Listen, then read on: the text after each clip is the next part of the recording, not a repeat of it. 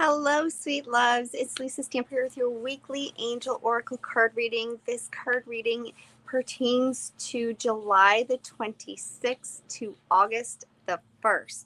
The card deck that we've been guided to use is the Divine Feminine Oracle cards by Megan Watterson. They are so juicy and lovely. As always, guys, if there's anybody who makes a comment on any of your comments that are asking you to reach out to them for a reading, is not me. Please report them and disregard them. Let's dive right into our sacred space. Hello, Miss Donna. Our first card that comes through that can help us through our week is Rita of Cassica. And guys, I do this every week in order so we can navigate the current energies and align to our highest path. So those of you who are watching, you are meant to be watching. Hello, Melissa Oliver. You are so sweet. Rita of Cassica is our first card, and she is the patroness of impossible causes. There is an affirmation with this. It is, I am miraculous. My prayers create powerful channels of possibility. And what's awesome about that is it's so true. Our thoughts create things. And essentially, I used to feel weird about prayer when I kind of first got into this stuff, but really it's just a conversation. And our thoughts we're always creating all the time anyhow. So we can be using our thoughts for the highest possibility, for our greatest good, to create what we want. We need to focus on what we want, and then it can come to us.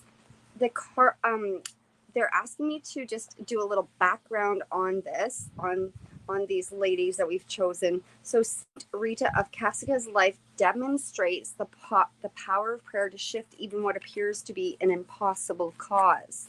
She was born Margherita Lotte in 1381 in Italy to noble parents. She's associated with bees because as a child, it is said that she was always surrounded by bees, but that she never got stung.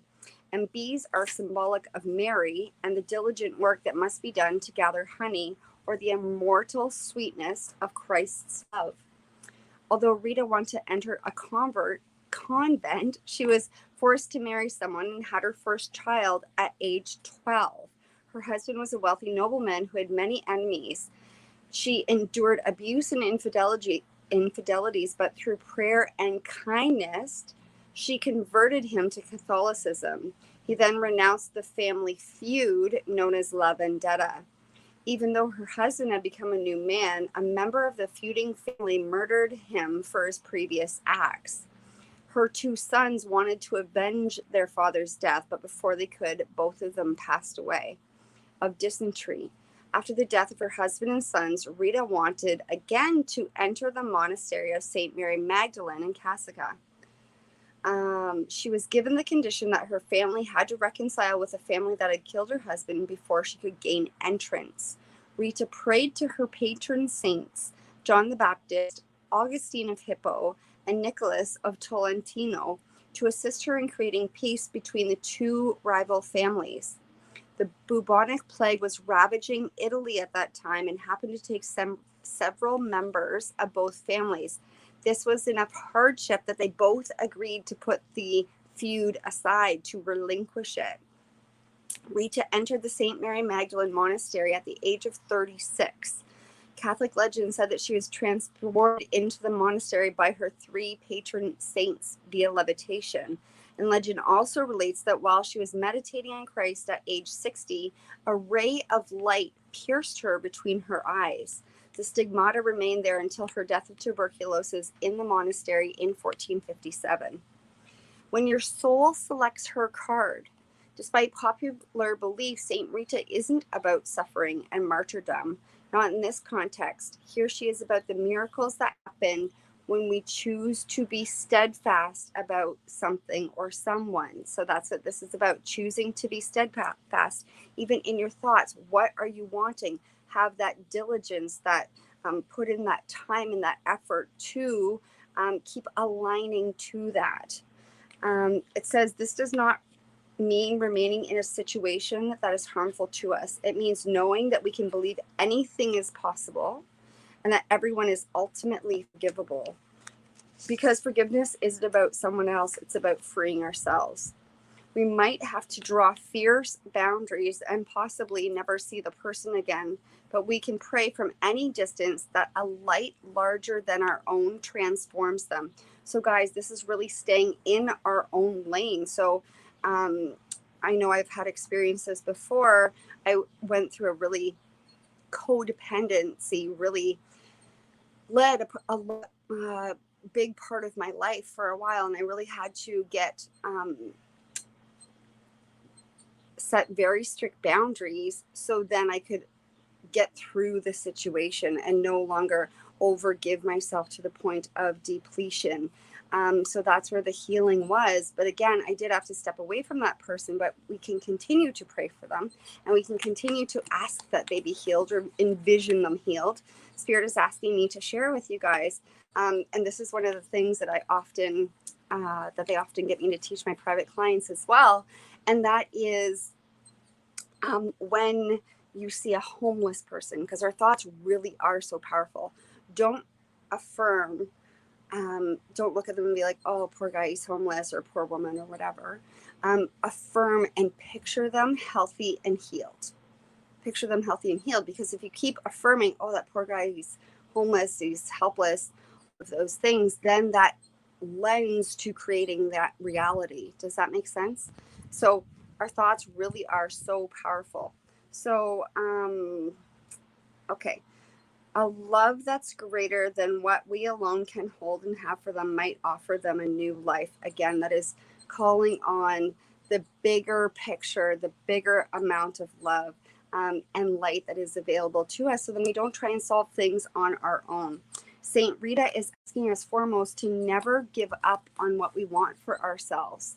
Never give up on what we want for ourselves. Hello, love. I'm sorry, it's only showing in my comments as Facebook user. I'm wondering if it's Alyssa, though. So never give up on ourselves. Never give up on what we want for ourselves, because those desires that are within us are meant for us. We're supposed to have those things. Really, it truly is a thing. So it is meant for you, and I'd love to teach you how.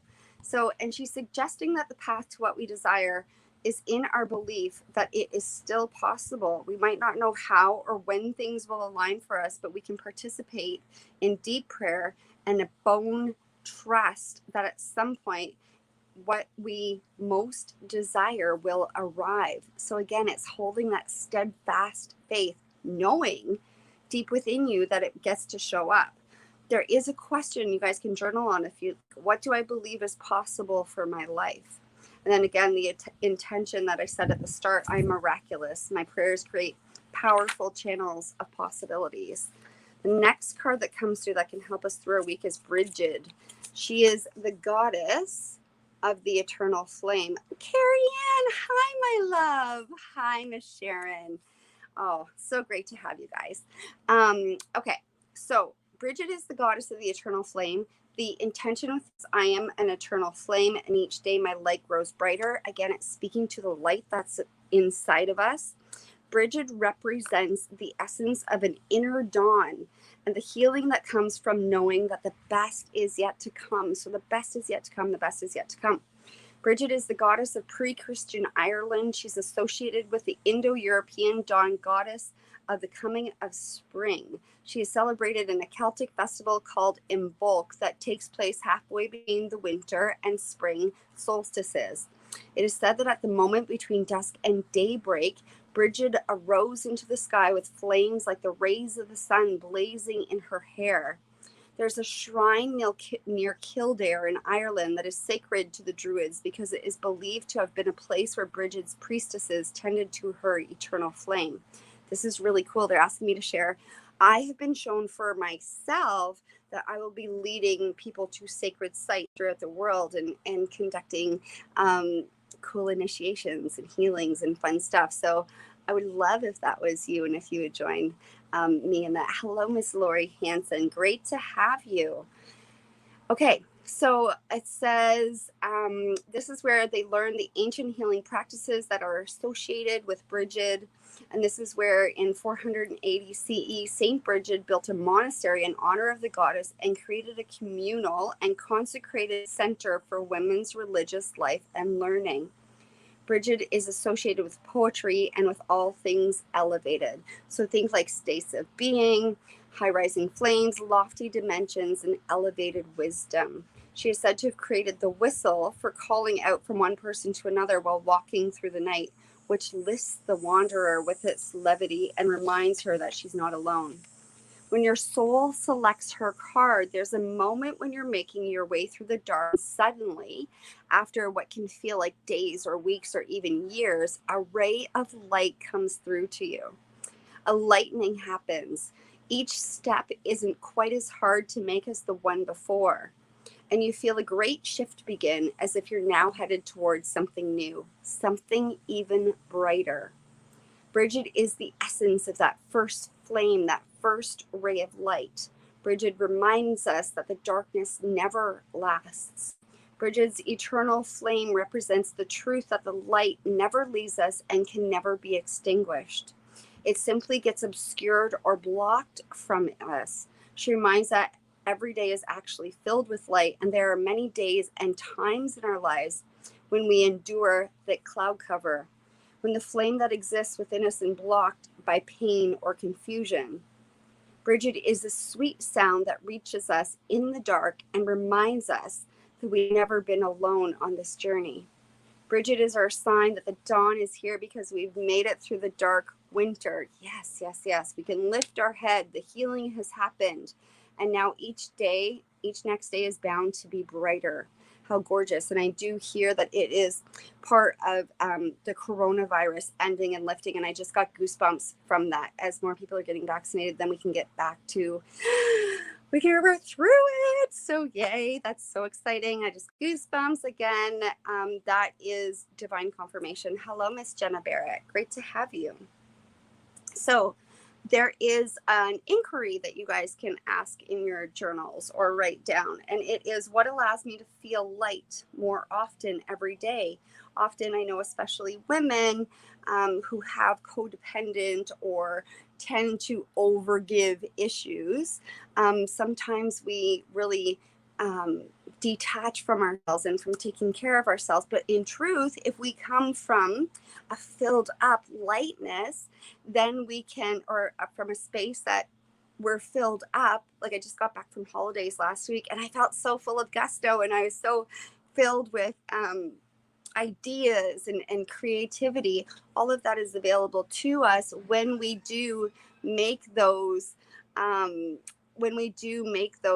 time for ourselves to do things that we love, because then again we can get filled up. So the intention again, I am an eternal flame, and each day my light grows brighter. The last card that comes through that can help us through our week is Perpetua, the saint of authenticity. And she speaks to, I am the authentic self in all circumstances. Who she is. The Catholic saint Vibia Perpetua shows us the power of authenticity. She was a married noblewoman and mother living in 3rd century Carthage, which is a modern day Tunisia in North Africa. The Roman Emperor Septimius Severus forbade any conversations to Judaism or Christianity. In celebration of his birthday, several catchments or Christians being instructed in the faith were arrested. Perpetua, along with a pregnant slave named Felicitas, were among them. Those who would not renounce their faith were sentenced to a public death in the arena. While Perpetua awaited her trial, she kept a prison diary. The Passion of Saint Perpetua has become one of the oldest and most extraordinary early Christian texts. At one point in the Passion, Perpetua describes a visit from her father. He begs her to renounce Christianity. She asks him, see that pot laying there? Can you call it by any other name than what it is? Of course not. The father says, well, neither can I call myself by any other name than what I am, a Christian. The name Perpetua is derived from the Latin perpetuus, meaning continuous. Even though her father visited several more times to plead with her to be a dutiful daughter, wife, and mother, Perpetua refused to renounce her faith in Christ. And she maintained this truth as paramount at a time when a woman's societal role was defined by her father and her husband. Her prison diary also relates her relationship with St. Felicia's and the class structures that Christianity transcends. Even though one is a noblewoman and one a slave, they died in the arena together in 203 CE as equals and as sisters.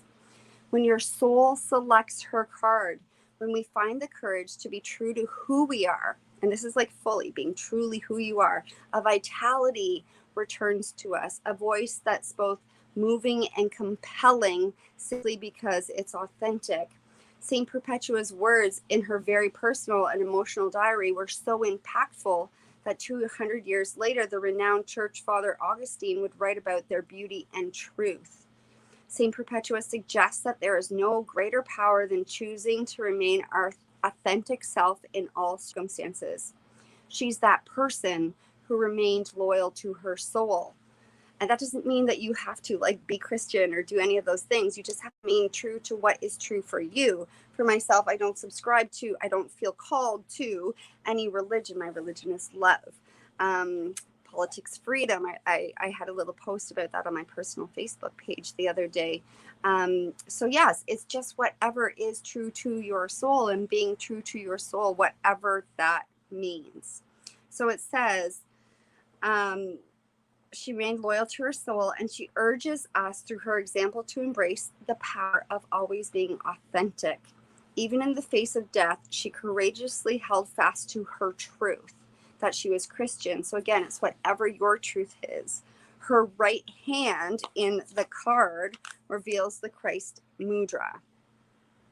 She also reminds us that journal writing can be a sacred act of returning to ourselves, of listening to the soul voice inside of us, and of going inward to find our answers. And guys, people who I work with, private clients, this is exactly what Spirit teaches in order to connect with that deeper part of yourself, and which makes your intuition grow stronger, and then you can hear more messages and everything. It's the exact thing that you're being called to do.